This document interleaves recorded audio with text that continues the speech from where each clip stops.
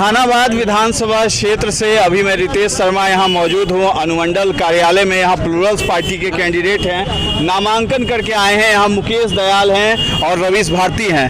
तो इन दोनों ने अभी नामांकन किया है। जहानाबाद विधानसभा क्षेत्र है, मखदूमपुर आपका घोसी है, घोसी विधानसभा क्षेत्र से है और ये मखदूमपुर विधानसभा क्षेत्र से इन्होंने अभी नामांकन किया है। तो हम इनसे जानते हैं कि आखिर प्लूरल्स पार्टी की कार्यशैली क्या होगी, जहानाबाद को कैसे बदलने की इच्छा रखते हैं, बताइए। सर्वप्रथम मैं मीडिया के चैनल से मखदूमपुर वासियों को एवं जहानाबाद जिला के जितने भी वासी हैं सबको मैं नमन और प्रणाम करता हूं जी। देखिए, हमारी जो पार्टी है द प्लूरल्स पार्टी की जो कार्यकर्ता और जो नेतृत्व करता है, जो नेतृत्व करने के लिए आगे आए हैं, सबसे खुशी की बात यह है कि एक महिला है और एक वेल एजुकेटेड महिला है जो उन्होंने अपनी लंदन से पढ़ाई करके बिहार की सेवा के लिए बिहार में आए हैं। अगर समस्या है बिहार की तो सबसे बड़ी समस्या है हमारे पास महिलाओं को लेके, और एक महिला इस तरह का अगर सबसे पहले आके बिहार के लिए एक सीएम पद के लिए दावेदारी कर रही है और महिलाओं के लिए नेतृत्व करने के लिए, महिलाओं की सुरक्षा के लिए, महिलाओं के हक के लिए, युवाओं के हक के लिए अगर आगे आ रही है तो इससे बेहतर और क्या हो सकता है।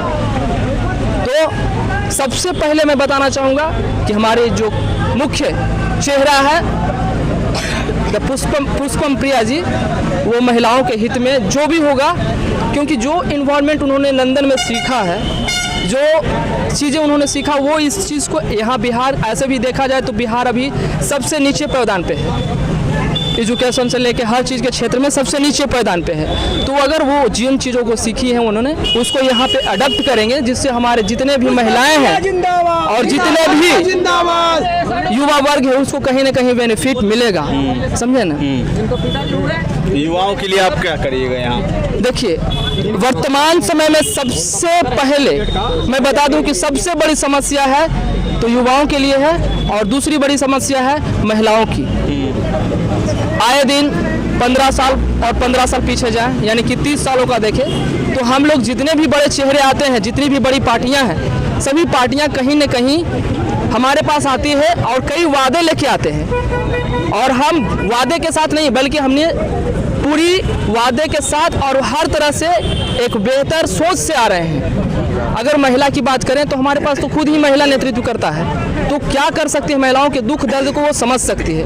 अगर युवा की बात करें तो मैं खुद युवा हूँ, मैं युवा हूँ, युवा के हर चीज़ों को समझता हूँ कि उनके पास क्या समस्या हो सकती है। बेरोजगारी से लेकर एक एक चीज़ से मैं आबरू हूँ।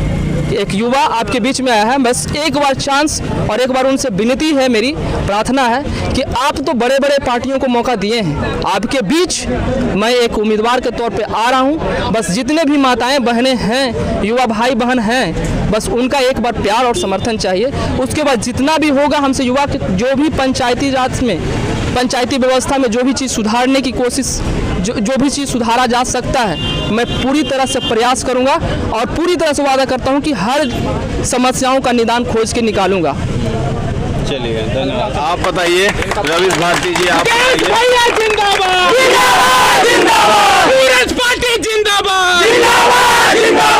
देखिए, सबसे पहले हमारा पार्टी का जो मैनिफेस्टो है बिल्कुल स्ट्रेट फॉरवर्ड है। 50% सीट महिलाओं को गया है।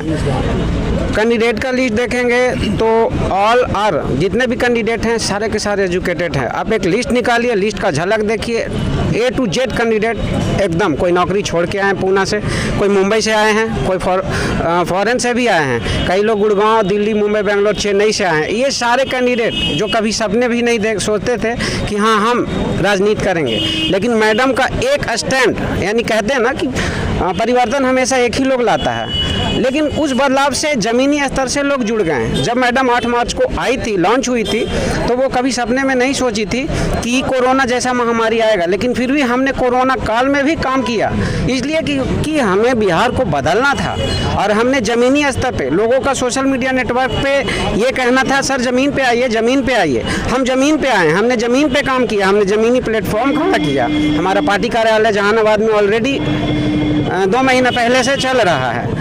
तो हमारा एक ही फोकस है, रोजगार रोजगार रोजगार। मैडम ने सारा स्टेटमेंट क्लियर कर रखा है कि हमारा सिर्फ एक ही है, रोजगार। जितने बंद पड़ी फैक्ट्रियां हैं उनको चालू करना है, और तो और उससे रिलेटेड नई कंपनियों को बिहार में लाना है। ये बिल्कुल, क्योंकि आज के डेट में सबसे बड़ी समस्या हमारे पास यही है। ऑलरेडी मैं खुद इस चीज़ से, और जितने कैंडिडेट हैं अभी तक, उनमें से 70% कैंडिडेट बाहर में ही जॉब करते थे या कर रहे होते हैं या अभी कर रहे हैं। लेकिन हमारा यही है कि हम एजुकेशन करके हमें यहाँ पे रोज़गार चाहिए। हमारे साथ प्रॉब्लम है, हम अपने घर वालों को छोड़ के बाहर जाते हैं। महिलाओं को जब तक हम इस भागीदारी में नहीं लाएंगे, इसलिए उनका कथन था कि 50% महिलाओं को सीट दिया जाए, और उन्होंने किया। इस कार्य को पूरी तरह बखूबी किया। महिलाओं का लिस्ट निकालिए, A to Z बेल मेंटेन है। मैं यही कहूँगा, प्लूरल जमीनी स्तर पे आ चुकी है, और जहानाबाद वासियों को मैं ये संदेश देना चाहता हूँ। क्या काम अभी कर रहे हैं वैसे? देखिए, मैं एक प्राइवेट डिटेक्टिव हूँ। बिहार झारखंड का इकलौता प्राइवेट डिटेक्टिव एजेंसी। मैं पिछले 12 साल से प्राइवेट डिटेक्टिव चला रहा हूँ। इसमें हमारा बैंकिंग सेक्टर है, इंश्योरेंस कंपनियां हैं, और भी बहुत सारे प्रोजेक्ट हैं जो गवर्नमेंट के साथ में मिलकर काम कर रहा हूं। मैं ये काम दिल्ली में करता था एज ए प्राइवेट डिटेक्टिव। मैं 2013 में वापस बिहार में आ गया।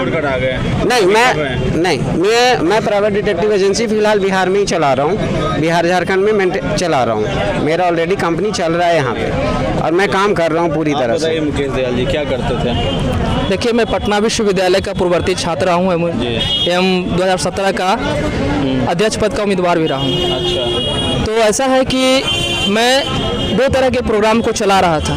पहली है प्राथमिक निःशुल्क शिक्षा, जिसमें मैं कई ऐसे विद्यार्थियों को और कई ऐसे गरीब तबके के लोगों को जो समाज में एक बेहतर क्या कहते हैं कि बड़ी समस्या से झेल रहे हैं, उनको मैंने निःशुल्क शिक्षा दिया।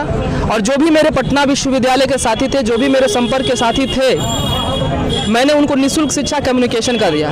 मैं डिपार्टमेंट ऑफ इंग्लिश से पीजी किया हूँ और कम्युनिकेशन की ट्रेनिंग दिया। दूसरी चीज़ है कि मैंने स्कूल ऑफ पॉलिटिक्स के साथ कई युवाओं को जोड़ने के बाद उनको छात्र राजनीति से लेकर पंचायती राज तक, उनको मैं वार्ड हो, मुखिया हो, ऐसे कई चीज़ों पे मैं उनको उनके अंदर छुपी प्रतिभा को मैंने निकालने का कोशिश किया। इसका कई उदाहरण है मेरे पास। कई ऐसे जगह हैं जहां मेरा छात्र, मेरे प्रोग्राम से जुड़ा हुआ स्टूडेंट मुखिया है, वार्ड है, छात्र नेता है। तो इस तरह से मैं 2 प्रकार के प्रोग्राम चला रहा हूँ। पहला स्कूल ऑफ पॉलिटिक्स, दूसरा फ्री एजुकेशन सिस्टम। और तीसरी चीज़ मैं कह रहा हूँ कि आए दिन देखते हैं, हर दिन कहीं न कहीं महिलाओं का शोषण हो रहा है, चाहे वो ऑफिस हो या फिर आम सड़क हो या हर जगह, यहाँ तक कि घर में भी महिलाओं का शोषण हो रहा है। तो एक्चुअली में क्या है कि महिलाओं को पूरी तरह से फ्री वातावरण नहीं मिल पाता, जिससे वो अपने आप के अपने अंदर छुपी प्रतिभा को निकालने में असफल रहते हैं। तो सबसे बड़ी चीज़ है कि मैं महिला सशक्तिकरण के थ्रू अभी आधुनिक समय में मैं महिला सशक्तिकरण के थ्रू महिलाओं के प्रति अवेयरनेस प्रोग्राम चला रहा हूँ, जिससे वो अपने अधिकारों को समझे और उसको अपने जीवन दिनचर्या में उसको लागू करे। जैसे कि जैसे है कि आए दिन किसी अगर कमेंट भी होता है तो वो अपने अंदर में एक बेहतर प्रतिभा के साथ शिक्षा रोजगार इस पे जो है काम करेगी। प्लूरल का जो मेन मुद्दा है शिक्षा, रोजगार और चलिए, आपके पिताजी भी मौजूद हैं। आपका नाम क्या हुआ? मेरा नाम हुआ मोती कुमार। बेटा जो है राजनीति में आ रहा है, पहले भी छात्र राजनीति कर चुके हैं। कैसा लगता है? राजनीति में माँ बाप जाने नहीं देना चाहते हैं, नौकरी चाहते हैं कि बेटा नौकरी करे, कोई सरकारी नौकरी हो तो और बेहतर है। आपको क्या लगता है? क्या नाम है आपका? मेरा नाम हुआ मोती कुमार जी। तो क्यों?